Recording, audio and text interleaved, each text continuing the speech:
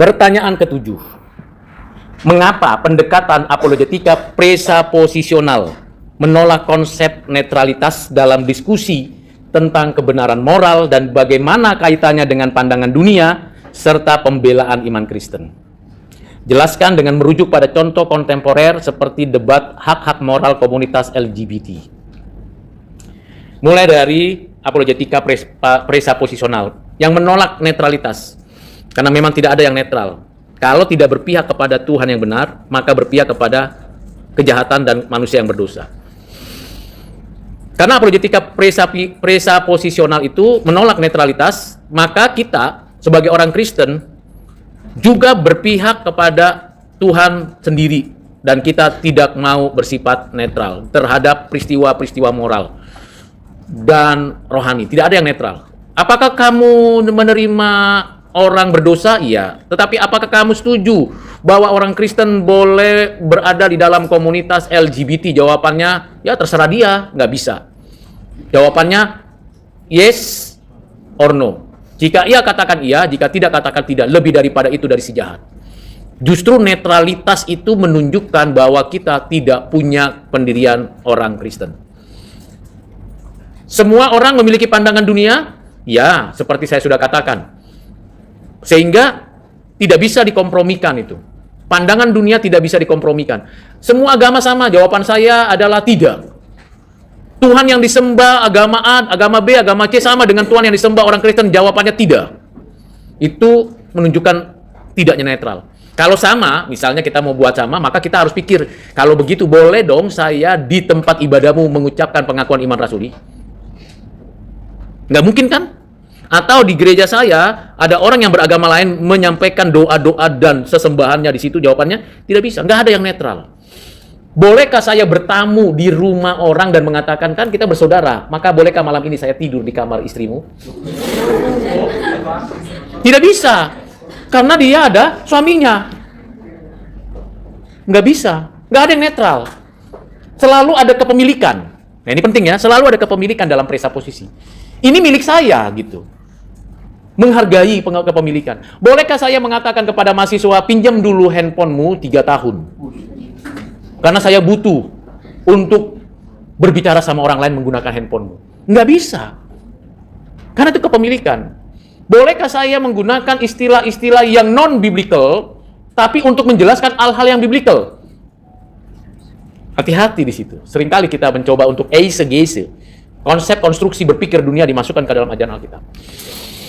Maka ketika kita dapat contoh dalam isu hak-hak LGBT, cara pandang sekuler memandang seksualitas sebagai pilihan pribadi. Bebas dong, orang mau jadi laki-laki padahal dia perempuan, ya suka-suka dia, nggak boleh. Alkitab nggak mengatakan tidak. Bebas dong, orang mau operasi perangkat dalamnya, mau operasi perangkat luarnya supaya terlihat lebih cantik karena dia adalah laki-laki yang cantik, atau lebih tampan karena dia perempuan yang tampan. Boleh dong, jawabannya tidak boleh. Be a man, be a woman. Maka nggak boleh laki-laki kemayu, nggak boleh perempuan gagah perkasa. Hati-hati yang laki-laki. Sering kali saya menemukan laki-laki yang udah mulai kemayu. Apa sih Pak? Ih. Terus ada perempuan yang begitu apa? Ada apa Pak? Wah, kayak mau garang sekali, mau mukul gitu ya. Be a man, be a woman. Itu keberadaan kita. Jangan bilang, bebas dong, itu kan pilihan. Bukan pilihan. Jadi laki-laki itu bukan pilihanmu. Jadi perempuan itu bukan pilihanmu. Itu telah ditentukan oleh Allah, maka tidak ada yang netral. Nah, ini berhadapan dengan paper yang LGBT ya. Yang pro dan kontra. Dua-duanya problem nanti kalau bahasnya tidak dalam. Dalam pembelaan iman, Kristen tidak bisa berdebat di atas landasan sekuler yang netral, tetapi harus berdiri di atas kebenaran wahyu Allah. Kapan kita menjadi netral? Tidak ada. Berarti kita harus mengakui bahwa manusia, kita, nggak bisa menentukan sendiri, ini benar, ini salah, itu subjektif banget. Itu kan menurut Pak Rudi bahwa itu benar. Menurut saya enggak. Subjektif. Kalau saya bilang begini, itu kan menurutmu benar, menurut saya tidak. Berkelahilah. berkelahi. Kalau saya bilang, tahu nggak, Ma? Sama istri saya ya, tahu nggak, Ma?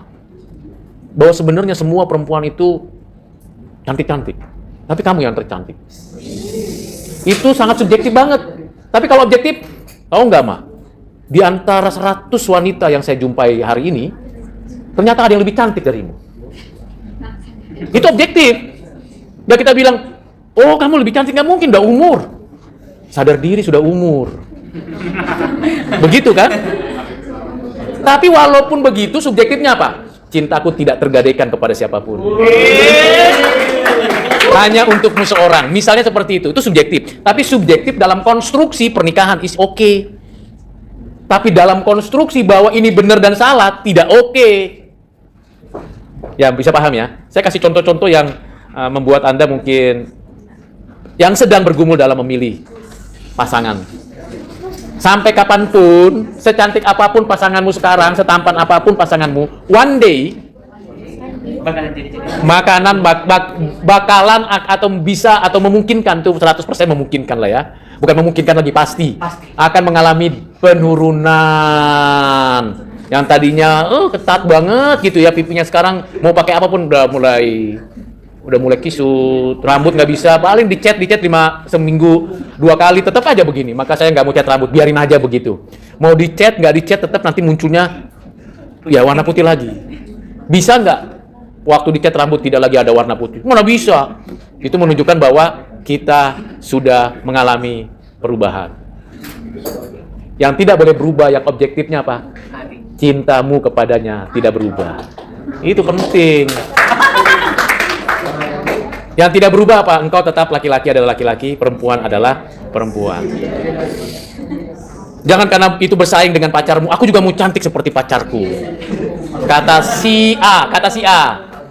Kata si D, enggak lah, aku tetap mau ganteng seperti gantengnya si B. Enggak bisa. Bersyukur, berterima kasih, Tuhan memberikan kepada kita keindahan. Masing-masing orang, laki-laki dan perempuan punya keindahannya sendiri. Hargai itu, hormati itu, dan berterima kasih kepada Tuhan. Pertanyaan terakhir ke-8. Bandingkan pandangan Van Til dan Gordon Clark mengenai peran dan keterbatasan rasio manusia dalam apologetika Kristen. Bagaimana perbedaan pandangan ini memengaruhi metode pembelaan iman yang mereka anut? Jelaskan dengan contoh dari debat apologetika masa kini. Cornelius Van Til ini bisa disebut sebagai orang yang sangat presaposisional reform, ya, menekankan bahwa akal manusia telah jatuh dan hanya dapat memahami kebenaran jika tunduk pada wahyu Allah. Jadi kita boleh tidak menggunakan akal budi? Boleh. Tapi di bawah ketertundukan kita pada wahyu Allah. Wahyu Allah yang mana? Wahyu umum dan wahyu khusus. Terutama wahyu apa? Wahyu khusus. Jadi rasio kita mesti tunduk pada kebenaran itu. Jangan merasa lebih pintar dari Tuhan. Ada loh yang merasa lebih pintar dari Tuhan.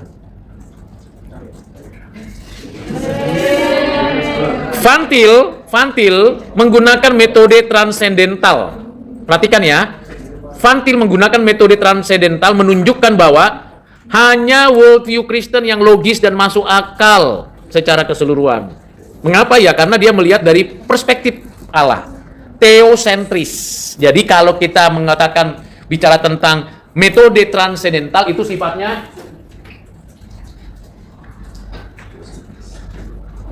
apa yang Allah katakan.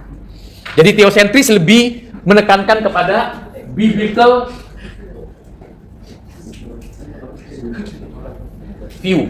Alkitab kan firman Tuhan, Allah yang memberikan inspirasi. Jadi apa yang Alkitab katakan berarti apa yang Allah katakan. Maka kita harus menggunakan itu. Dan tadi sudah dijelaskan logika, koresponden, dan koherensinya. Bagaimana dengan Gordon Clark? Ini sama-sama orang Kristen ini, tapi cara pendekatan apologetikanya berbeda. Sedikit berbeda, tapi sangat penting. Gordon Clark menekankan pentingnya logika deduktif dan menganggap kebenaran sebagai proposisi yang logis dari Alkitab. Jadi, tetap sama-sama menggunakan Alkitab, tapi Alkitab sebagai proposisi, bukan presaposisi, bukan worldview. Proposisi pernyataan-pernyataan saja, tetapi tidak dikaitkan dengan koherensinya, korespondensinya, dan livability-nya. Bagi Clark, pembelaan iman adalah membangun sistem logika dari Alkitab. Jadi sistem logikanya dari Alkitab lebih kepada sistematika teologi. Kita bisa menekankan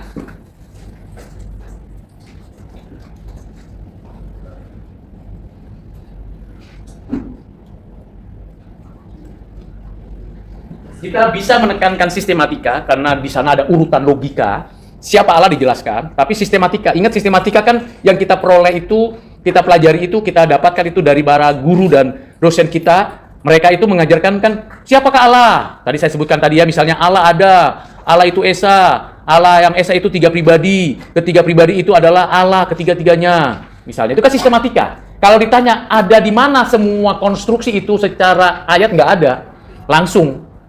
Itu sebarannya di seluruh Alkitab. Dan ketika ditarik prinsip pengajarannya masuk ke dalam sistematika. Sementara kalau narasi itu kisah, cerita. Allah itu mencipta. Dan Allah menebus. Allah memulihkan. Itu adalah bicara tentang relasi. Lebih kepada interaksi. Perdebatan dengan ateis demikian caranya. Van Til, maksudnya Cornelius Van Til, menyerang inkonsistensi ateisme. Ini sama-sama reform ya. Sama-sama reform, tapi cara menghadapinya berbeda. Kalau Van Til menyerang inkonsistennya ateisme.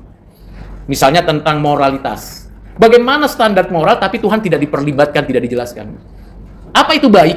Apakah muncul dari keinginan, atau memang udah ada standar? Inherent pada diri manusia. Kok bisa inherent? Bagaimana embrionya? Apakah inherent itu merupakan proses evolusi? Atau inherent pada dirinya? Karena Tuhan yang memberikan standar pada manusia.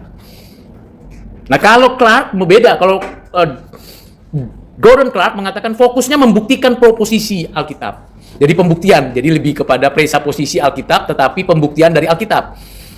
Karena bicara tentang kata, kalimat, bisa jadi nanti tafsiran, teks, ya dibacakan dari Alkitab. Persoalannya kan tidak semua orang mau, ingin, serius membaca Alkitab dalam teks asli, lalu dibaca dalam pemikiran konteks asli, lalu dibahas lagi, ditemukan prinsip aslinya. Yang kita perhadapkan adalah orang-orang yang non-Kristen. Kalau ditanya, sudah baca Alkitab? Biasanya yang non-Kristen bilang, belum. Biasanya. Tapi kalau di antara orang Kristen, kalau ditanya, sudah baca Alkitab? Sudah. Baca aslinya? Kebanyakan bilang, belum. Lalu sudah baca bahasa Ibrani dan bahasa Yunaninya? Lebih dalam lagi, sudah membaca bagian-bagian penting tafsirannya? Jawabannya lebih dalam lagi, belum. Nah, kalau saya menyimak, Gordon Clark ini lebih menekankan kepada para calon teolog dan rohaniawan. Tapi kalau Calvin dan Cornelius Van Til misalnya memakai itu, dia lebih menjelaskan dari Alkitab ke publik. Publik itu bisa orang yang umum dan bisa dimengerti secara logis. Itu jawaban-jawaban yang sudah diberikan.